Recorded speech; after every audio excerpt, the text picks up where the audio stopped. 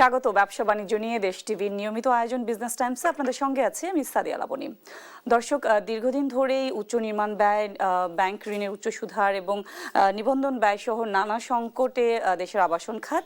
এমন অবস্থায় প্রস্তাবিত বাজেটে আবাসন খাতের জন্য আসলে কি রাখা হয়েছে, এইসব বিষয় নিয়ে আমাদের আজকের আলোচনায় আমাদের সঙ্গে আছেন real estate and housing association of Bangladesh rehab সভাপতি আলী আফজাল।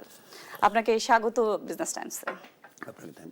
জি, নানামুখী সংকটে আসলে দেশের আবাসন খাত, এগুলো আমরা অনেক দীর্ঘদিন ধরেই এমন কথা শুনছি। এমন অবস্থায় বাজেট পেশ করা হয়েছে যেখানে আপনার ভবন নির্মাণের ক্ষেত্রে জমির মালিকের প্রাপ্ত ফ্ল্যাটের উপরে নতুন করে 15% গেইন ট্যাক্স আরোপের সিদ্ধান্ত নেওয়া হয়েছে। এই বিষয়টাকে কিভাবে দেখছেন? Thank you very much. দেখুন, আবাসন সেক্টরের আমরা যারা ব্যবসায়ী আছি, আমার যারা রিহ্যাব মেম্বার, নন মেম্বার যারা আছেন, মোটা দাগে স্পষ্ট করে বলতে চাই, কেউ ভালো নেই। বাজেটের আগের থেকে আমরা এই কথাগুলো রাষ্ট্রকে, সরকারকে বলার চেষ্টা করেছি, মিডিয়াকে বলার চেষ্টা করেছি। আপনি জানেন যে আবাসন ব্যবসার সেলটা প্রায় 60% কমে গেছে। আপনি কোশ্চেন করতে কেন? এটা শুরু হয়েছে একদিনে না, আপনি করোনা গেল। আপনি জানেন যে আবাসন তো মানুষের যে মৌলিক যে 5টা চাহিদা, অন্ন, বস্ত্র, বাসস্থান, স্বাস্থ্য, শিক্ষা, তাই না? তো এই 5টা মৌলিক চাহিদাকে রাষ্ট্রে ফিল আপ করার কথা। রাষ্ট্রের দায়িত্ব, সাংবিধানিক দায়িত্ব জনগণের এই সেবাগুলো দেওয়া। তো আবাসন তার একটা। তো সেটা নিয়ে আমরা কিন্তু বারবার কথা বলেছি রাষ্ট্রের সাথে যে আবাসন সেক্টরে সাপোর্ট দিতে হবে। সেলটা কমার কারণ যেটা বলি, যে প্রথমত করোনার সময় গেছে, মানুষের খাদ্যের যে এটা এসেনশিয়াল নিডস, বাট খাদ্য যেন মানুষের 3 বেলায় খেতে হয় এবং তাৎক্ষণিকভাবে মিট আপ করতে হয়। আবাসনটা কিন্তু এরকম নয়। মানুষ যখন স্টেবল থাকে, স্বাভাবিক থাকে, স্বাচ্ছন্দ্যে থাকে, তখনও কিন্তু সেটা বাড়ির চিন্তা করে, একটা ফ্ল্যাটের চিন্তা করে। তো সে কারণে যখন করোনা হলো তখন কিন্তু মানুষ আমাদের কাছে যারা ফ্ল্যাট বুকিং দিয়েছে, প্লট বুকিং, অনেকেই বলছে ভাই আগে বাঁচি, তারপরে না বাসা বাড়ির চিন্তা করব। করোনা পরবর্তী বছর আপনি জানেন যে বিগত সরকারের শেষের দিকে আসে, মানে আপনি জানেন আন্দোলন সংগ্রাম, যে মানে টানাপোড়েন অবস্থা। আর বিগত আপনি জানেন যে স্বৈরশাসক 16 বছর ধরে এদেশের অর্থনীতির মেরুদণ্ড টোটালি ভেঙে দিয়েছে। ব্যাংক থেকে লক্ষ লক্ষ কোটি টাকা তছরুপ করা হয়েছে, বিদেশে পাচার করা হয়েছে, বাংলাদেশের ব্যাংকিং, নন ব্যাংকিং সমস্ত প্রতিষ্ঠান ধ্বংস করা হয়েছে, পাবলিক প্রাইভেট সমস্ত ইনস্টিটিউট, ইভেন ট্রেড বডিগুলো ধ্বংস করা হয়েছে। তো ফলে একটা টালমাটাল অবস্থা ছিল। এরপরে আসলো অন্তর্বর্তী সরকার 24শে জুলাইয়ের পর। অন্তর্বর্তী সরকার কিন্তু স্টেবল গভর্নমেন্ট না, ইন্টারিম একটা অ্যারেঞ্জমেন্ট। তখনও মানুষ কিন্তু অতটা স্বস্তি পায়নি যে এটা তারা বড় বিনিয়োগের ক্ষেত্রে যে ফ্ল্যাটে বিনিয়োগ করবে বা এরকম কিছু। তো এরপরে আসছেন ধরেন যেটা নির্বাচিত সরকার আসছে, সেটা বেশি দিন হয়নি, মাত্র 4 মাস হলো। সব মিলে আমাদের আসলে এই যে সেলটা অনেক কমে গেছে। এখন আসি, এই বাজেটের আগেই কিন্তু আপনি জানেন যে যুদ্ধ হলো ইরানের সাথে, আমেরিকা ইসরায়েলের যে যুদ্ধ হলো, এই যুদ্ধের কারণে আমরা দেখেছি যে আমাদের যে সমস্ত র মেটেরিয়াল বা কনস্ট্রাকশন মেটেরিয়াল আমরা ইউজ করি, হাজারো টাইপের মেটেরিয়াল কিন্তু আছে, রড, সিমেন্ট থেকে শুরু করে সবগুলোরই কিন্তু দাম বেড়ে গেল। ওই সমস্ত ইন্ডাস্ট্রির সুবিধা আছে যে তারা কিন্তু চাইলেই যখন দাম বেড়ে যায়, কস্টিং বেড়ে যায়, তারাও দাম করে দামটা বাড়ায় দেয়। সিমেন্টের দাম দেখলাম কোম্পানি 20 টাকার থেকে শুরু করে 100 টাকা পর্যন্ত দাম বেড়ে গেল। রডের দাম 15,000 থেকে শুরু করে 30,000 টাকা পর্যন্ত পার টনে দাম বেড়ে গেল। এভাবে আমরা টোটাল কনস্ট্রাকশন ম্যাটেরিয়াল আমরা অ্যাসেস করে দেখলাম যে প্রায় 30 থেকে 31% দাম বেড়ে গেল। আচ্ছা, এরপরে আমাদের প্রত্যাশা ছিল বাজেটে হয়তো ভালো কিছু আসবে।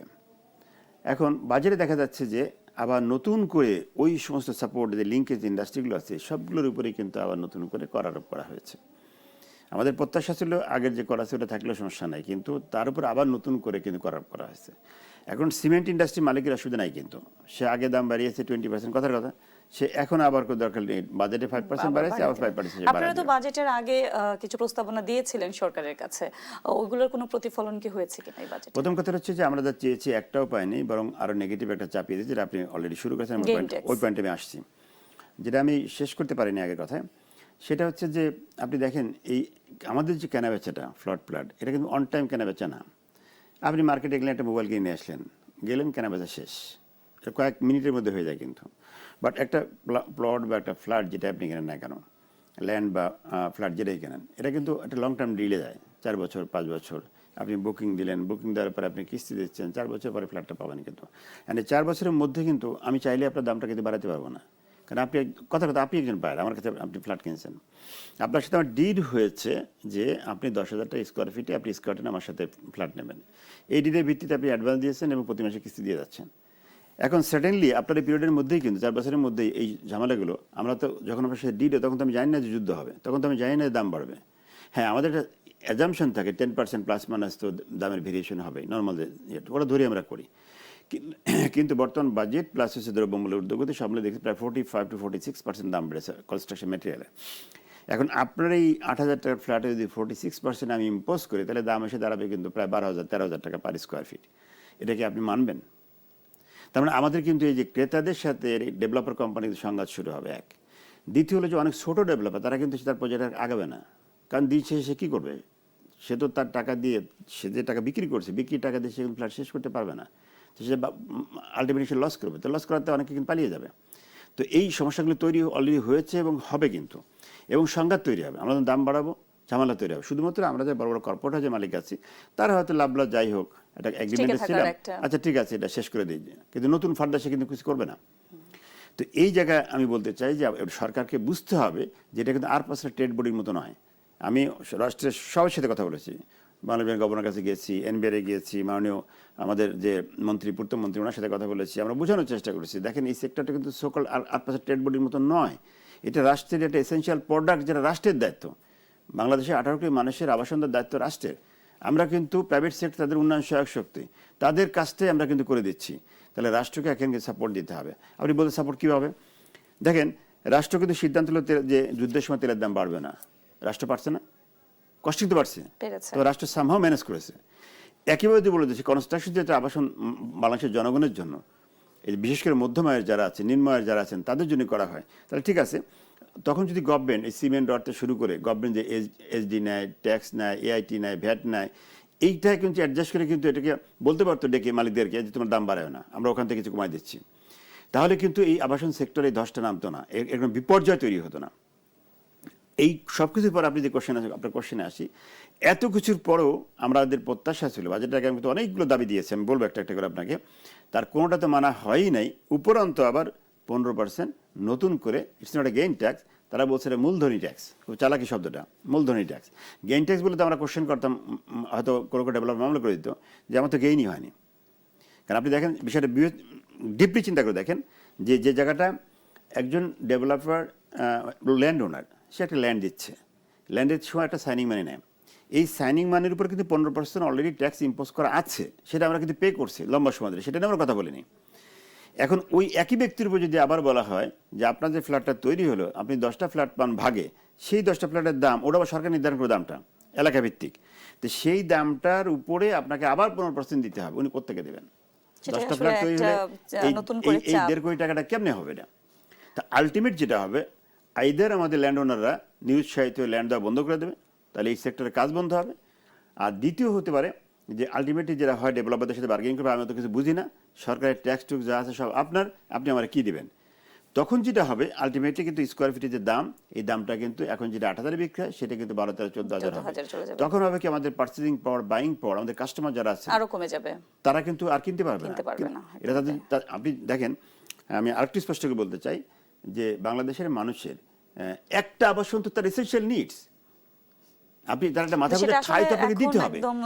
আপনি দেখেন, আপনার যখন ছেলের বিয়ে দেবেন বা মেয়ের বিয়ে দেবেন, তখন প্রথম কোশ্চেনটিকে অবজার্ভ করলো, ভাই আপনার বাসা আছে, বাসাটা কোথায়? আসলে এখনকার পরিস্থিতিতে বা এখন যে পরিস্থিতি তৈরি হয়েছে, এই পরিস্থিতিতে তো মধ্যবিত্তের নাগালের বাইরে অনেক আগেই চলে গেছে, এখন আর সেটা দুঃস্বপ্নই বলা চলে। আপনারা নিবন্ধন ব্যয়ও কমানোর একটা প্রস্তাব করেছিলেন, কিন্তু তেমন কোনো বাজেটে তার প্রতিফলন দেখা যায়নি। কেন আপনার এরকম মনে হচ্ছে যে কেন কোনো কিছুই আমলে নিল না সরকার? দেখুন, আমরা বাজেটের আগে আপনাদের মিডিয়ার মাধ্যমে এবং সরাসরি যেটা বললাম, বিভিন্ন আমাদের যে যারা আমাদের গাইড করছেন, সেন্ট্রাল ব্যাংক, আমাদের এনবিআর, আমাদের লাইন মন্ত্রী, সবার সাথে কথা বলেছি, বোঝানোর চেষ্টা করেছি। সেখানে মোটা থেকে 4-5টা বিষয় আমরা বলেছি। এই 15% নতুন আসছে, এরকম জানা ছিল না। এটা ছাড়া আমরা যেটা বলেছিলাম সেটা হচ্ছে যে আমাদের যে রেজিস্ট্রেশন খরচটা, এইটা এশিয়ার মধ্যে সর্বোচ্চ। আপনি দেখেন, পার্শ্ববর্তী দেশ আমাদের বেশি দরকার, আমাদের যদি মালয়েশিয়া যান আপনি, সেখানে কিন্তু 5%, আপনি হংকংয়ে 3.8%, চায়নাতে 5%, সিঙ্গাপুরে 5%। সেখানে আমাদের কিন্তু সব মিলে যদি বলি, কেন আমাদের কিন্তু কোনো রেজিস্ট্রেশনই নর্মালি হয় না, কিছু অ্যাবনর্মাল মানেই যায়। আমি সরাসরি বলতে ঘুষ দেওয়া লাগে, সেটা সহ যদি বলি, আর 16 থেকে 20% রেজিস্ট্রেশন চলে যায়। তাহলে এত যদি রেজিস্ট্রেশন খরচ হয় তাহলে আসলে কিন্তু আমাদের ক্রেতাদের উপরে এই টাকা তো ক্রেতা দেয়, তারপর কিন্তু বার্ডেন। ফলে যেটা হয়েছে আপনি দেখবেন আমাদের বিভিন্ন সাব রেজিস্ট্রি অফিসে, বিশেষ করে ঢাকার সারাউন্ডিং যেটা সাভার শহর যেগুলো আছে, একসময় বিশাল কিউ পড়তো রেজিস্ট্রেশনের জন্য। এখন যে দেখেন আপনাদের মিডিয়া কর্মীরা, দেখবেন যে তেমন কোনো কিউ নাই, কারণ রেজিস্ট্রেশন করছে না মানুষজন। কেন হচ্ছে না তা না। আলী আফজাল, আমরা আবারও আলোচনায় ফিরবো, একটা বিরতি নিয়ে ফিরছি। দেখছেন বিজনেস টাইমস, ফিরছি বিরতির পর, সঙ্গেই থাকুন।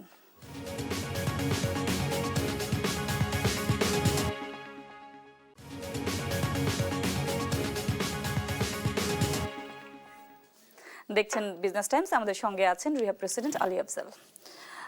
আলী আফজাল, আপনারা কালো টাকা সাদা করার বিষয়টাকে বিনা প্রশ্নে স্বাগত জানিয়েছেন, যদিও অর্থমন্ত্রী বা এনবিআর চেয়ারম্যান দুজনেই বলেছেন সরাসরি এমন কোনো সুযোগ দেওয়া হয়নি এবারের বাজেটে। আসলে এই বিষয়টা সম্পর্কে মানুষ পরিষ্কার হতে চায়, আপনি যদি একটু বলতেন। দেখুন, এখানে দুইটা বিষয়, একটা হচ্ছে কালো টাকা আর অপদর্শিত অর্থ। অপদর্শিত অর্থকে প্রদর্শন করার জন্য গভর্নমেন্ট সুযোগ দিয়েছে। আমার তার আগে কোশ্চেন হচ্ছে যে অপদর্শিত অর্থটা কে ক্রিয়েট করলো? It is created by government, এটা সরকার তৈরি করেছে। আপনি দেখেন যে আমাদের যে একটা ফ্ল্যাট যখন বিক্রি হয়, কথার কথা 2.5 কোটি টাকা বিক্রি হলো, রাষ্ট্রের কিন্তু মৌজভিত্তিক একটা রেট করা আছে, শতাংশ প্রতি মূল্য কত, স্কোয়ার ফিটের দাম কত, সেই ভিত্তিতে কিন্তু কাস্টমার রাইট আছে, সে কিন্তু গভর্নমেন্টের নির্ধারিত রেটে সে রেজিস্ট্রি করতে পারে। তাহলে 2.5 কোটি ফ্ল্যাটটা সে কিন্তু 50 লাখ টাকা রেজিস্ট্রি করলো, ক্রেতার বৈধ অবৈধ টাকা কিন্তু সে সম্পদের মধ্যে চলে গেল, হালাল হয়ে গেল। বাট আমি বিক্রেতা, আমার তো ব্যবসা করি, তাহলে আমার হাতে টাকাটা চলে আসছে, এটা তো একটা ফ্ল্যাটের হিসাব। সারা বাংলাদেশ সব ডেভেলপার সব ফ্ল্যাট এবং প্লটের এবং ল্যান্ডে যদি হিসাব করি আমরা, তো এই অ্যামাউন্টটা আমি 60 থেকে 70 হাজার কোটি টাকা হবে। তাহলে কথা হচ্ছে এই অপদর্শিত তাহলে যদি আপনি ব্যবহার করার সুযোগ না দেন তাহলে যাবে কোথায়? তাহলে তো আবার বেগম পড়া তৈরি হবে। যার জন্য আমরা বলেছিলাম যে এই অপদর্শিত অর্থটাকে মানে আপনি নিয়মিতের মধ্যে থেকে ট্যাক্স নিয়ে যেভাবে হোক না কেন এটাকে ব্যবহারের সুযোগ দেন।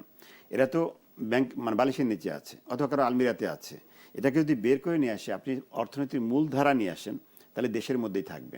আর যদি সেই সুযোগ না দেন তাহলে তো এটা দেশের বাইরে চলে যাবে, তার লাভ কী হবে? তো সেই কারণে আমরা বলেছিলাম যে এটা যদি আবার এই আবাসন খাতে দেওয়া হয় তাহলে সম্পদের মধ্যে থাকবে এবং অর্থটা মূলধারায় চলে আসবে। সেই বিষয়টা কিন্তু মাননীয় অর্থমন্ত্রী বাজেটে কিন্তু বলেছিলেন, সেই অবস্থায় আছেন। সেখানে যেটা বলা হয়েছে যে ল্যান্ড রেজিস্ট্রি যেটা হবে, সেখানে ট্যাক্স দিয়ে ভ্যাট দিয়ে তাদের এই টাকাটাকে তারা বৈধ করতে পারবে এবং গভর্নমেন্ট কোনো কোশ্চেন করবে না যে একজন ব্যক্তি 10 কোটি টাকা সম্পত্তি কিনলো, কোত্থেকে টাকা পেয়েছে, কি কোনো এই ধরনের কোনো কোশ্চেন করা হবে না। বাট তাকে গভর্নমেন্টের যে নির্ধারিত ট্যাক্স রুল যেটা আছে সেটা পে করে তাকে রেজিস্ট্রি করে নিতে হবে জমিটা, এই সুযোগটা দেওয়া হয়েছে। আমি আরেকটি বলতে চাই আপনাকে, আপনি বলেছিলেন যে মোটা দাগে আমাদের যে কতগুলো বিষয় ছিল সেটা একটু বলে নিতে চাই। আমরা 4-5টা বেশি না অ্যাড্রেস করেছিলাম যে আবাসন সেক্টরটি বাঁচাতে হয়। আপনি দেখেন, আপনাকে স্পষ্ট করে বলতে চাই, সরকার যদি আবাসনের গুরুত্ব না দেয়, আমি একজন ব্যবসায়ী হিসেবে বলছি, আমি আবারও বলছি, আমি ট্রেড বোর্ডের নেতা হিসেবে কথা বলছি না, রাষ্ট্রের সাথে দেশের সাথে জনগণের সাথে কথা বলছি, যে আপনি যদি এই সেক্টর গুরুত্ব না দেন তাহলে প্রথম কথা হচ্ছে এই সেক্টরে যে কর্মরত 50 লক্ষ মানুষ থাকলে বেকার হয়ে যাবে। এই সেক্টর ধ্বংস হলে রাষ্ট্র প্রতি বছর 50,000 কোটি টাকার যে ট্যাক্স পায়, ট্যাক্স থেকে রাষ্ট্র বঞ্চিত হবে। আপনি যদি এই সেক্টরকে না বাঁচান তাহলে এই সেক্টরের মাধ্যমে প্লট ফ্ল্যাট বিক্রির মাধ্যমে কিন্তু বিদেশ থেকে 20 থেকে 21% রেমিটেন্স আসে, সেটা কিন্তু বন্ধ হয়ে যাবে। তাহলে আলটিমেট লাভটা কার হবে? জিডিপিতে কন্ট্রিবিউশন আর সাপোর্ট ইন্ডাস্ট্রি সহ প্রায় 16%। তাহলে যদি এই সেক্টরটা বন্ধ হয়ে যায় তাহলে কি সরকারের লাভ হবে না লস হবে? আমি ধরেন যে কি বলবো, যে শুধু জিডিপি না, আরেকটা বিষয় যোগ করতে চাই, আমাদের যে সাপোর্ট লিঙ্কেজ ইন্ডাস্ট্রি, প্রায় 269টা লিঙ্কেজ ইন্ডাস্ট্রি, সিমেন্ট রড থেকে শুরু করে টাইলস পর্যন্ত যতগুলো ইন্ডাস্ট্রি আছে, এই সবগুলোর মূল ক্রেতা কিন্তু আমার রিহাব মেম্বাররা মূলত। তাহলে ওই ইন্ডাস্ট্রিগুলো কিন্তু ধস নামবে। তাহলে আলটিমেটলি একটা সেক্টর ধস নাম মানেই হচ্ছে, আমি একজন কর্পোরেট হাউসের মালিক, আমার 33টা কোম্পানি আছে, 2টা আছে রিহাব রিলেটেড, আরও তো আমার 31টা কোম্পানি আছে। ঠিক আছে, আমি ব্যবসা করলাম না, আমার অন্য ব্যবসা দিয়ে আমার কিন্তু সংসার চলবে। বাট কোশ্চেন হচ্ছে রাষ্ট্রের কি হবে? রাষ্ট্র কিন্তু মারাত্মক ক্ষতিগ্রস্ত হবে, তার জিডিপিতে ক্ষতিগ্রস্ত হবে। একটা প্রস্তাব দিয়েছিলেন বাজেটের আগে, সেক্ষেত্রে আমরা ছোট্ট কয়েকটা বিষয় বলেছিলাম। একটা হচ্ছে যে রেজিস্ট্রেশন খরচটা সহনীয় মাত্রায় নিয়ে আসেন, 5 থেকে 7% মধ্যে নিয়ে আসেন, তাহলে কি জনগণ কিন্তু তার অ্যাকচুয়াল মূল্যে রেজিস্ট্রি করবে, গভর্নমেন্ট কিন্তু ট্যাক্স থেকে বঞ্চিত হবে না। আপনাকে যে কথাটা বলতেছিলাম যে যদি গভর্নমেন্ট ওই ইকুয়েশনে মেলা দেয় 50 লাখ টাকায় নিচ্ছে 15%, কত 7.5 লাখ টাকা। আপনি এটা যদি অ্যাকচুয়াল মূল্যে 2.5 কোটিতে রেজিস্ট্রি হয় আর আপনি যদি 3% করেন তাহলে তো আপনি 7.5 লাখই পাচ্ছেন। আমরা বলেছি আপনি 5% করেন তাহলে 12.5 লাখ হচ্ছে। তাহলে এখন আপনি 15% ট্যাক্স রেজিস্ট্রেশন খরচ নিয়ে আপনি পাচ্ছেন 7.5 লাখ টাকা। আর যদি আপনি 5% করেন তাহলে পাবেন হচ্ছে 12.5 লাখ টাকা। আর এবং সাথে সাথে একই হবে যে ওই যে অপ্রদর্শিত অর্থের উৎসটা কিন্তু বন্ধ হয়ে যাবে। তো সেটা আমরা বলেছি।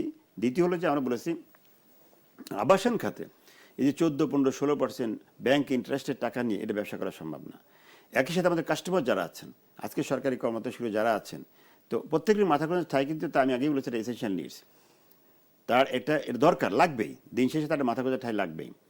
বৈধ অবৈধ যেভাবে হোক সে কিন্তু চিন্তা করে একটা মাথা গোঁজার ঠাঁই তাকে বানাতেই হবে। এখন আমরা যদি দেশের বাইরে যেটা আছে প্র্যাকটিসটা যে লং টার্ম কিস্তিতে 20 বছর 25 বছরের কিস্তিতে লোন দেওয়া হয় অল্প সার্ভিস চার্জ নিয়ে, তাহলে হতো কি আমাদের এই স্বল্প আয়ের মানুষগুলো, সরকারি কর্মকর্তা, তারা কিন্তু একটা ফ্ল্যাটের মালিক হওয়ার স্বপ্ন মালিক হতে পারত। আপনারা আরেকটা প্রস্তাব দিয়েছিলেন যে প্রথমবারের মতো ফ্ল্যাট বা বাড়ি কিনতে আগ্রহীদের জন্য একটা বিশেষ প্রণোদনা চেয়েছিলেন। খুবই ভালো প্রস্তাব ছিল এটা। এটা কিন্তু আমরা চেয়েছি, বিষয় নতুন না। এটা কিন্তু অস্ট্রেলিয়াতে আছে, আমেরিকাতে আছে, কানাডায় আছে, হোল ইউরোপে আছে যে ফার্স্ট বাড়ি আপনি সেকেন্ড বাড়িকে বাণিজ্য বলতে পারেন। একটা প্রথম বাড়ি কিন্তু প্রত্যেকটা মানুষের কিন্তু এসেনশিয়াল নিডস, তার একটা ঠিকানা লাগবে। তো সেক্ষেত্রে আমরা বলেছিলাম যে তাকে সরকার প্রণোদনা দেবে, দেওয়া হয়। আমি বলেছি প্রণোদনা যদি নাও হয়, স্পেশাল কোনো প্যাকেজ যদি না হয়, আপনি আলাদা করে টাকা নাও দেন, তাহলে অ্যাটলিস্ট ওনার জন্য সার্ভিস চার্জ 2% লোন দেন এবং লং টার্ম কিস্তি দেন, তাহলে সে কিন্তু নিতে পারবে, আদারওয়াইজ নিতে পারবে। একটা বলেছিলাম যে ঢাকা শহরে দিন দিন পপুলেশন বেড়েই যাচ্ছে, কারণ ঢাকা হচ্ছে সব কিছু, আপনি জানেন যে শিক্ষা থেকে শুরু স্বাস্থ্য সমস্ত সুযোগ সুবিধা ঢাকাতেই। তা আমরা বলেছিলাম যে আপনারা যদি নীতি করে কিছু কৌশল করলে কিন্তু আপনি কিছু ডিসেন্ট্রালাইজ হবে। যেমন ঢাকা শহরের লোনটা আপনি 5% দেন বা 7% আবাসনের জন্য, বলেন যে ওই লোকটা যদি উপজেলায় বাড়ি করে 2% লোন পাবে, ওই লোকটা জেলায় বাড়ি করলে 3% লোন পাবে। তখন কিন্তু ওই লোকটা চিন্তা করবে যে আমি যদি গ্রামে বাড়ি সমস্যা কি, আমি রিটায়ার করে গ্রামে চলে যাবো, তাহলে আমি তো 2% লোনটা পাচ্ছি। এই যে ডিসেন্ট্রালাইজ পলিসিটা আমরা খালি গভর্নমেন্ট নীতি সাপোর্টে দেন, এটা পলিসি করেন।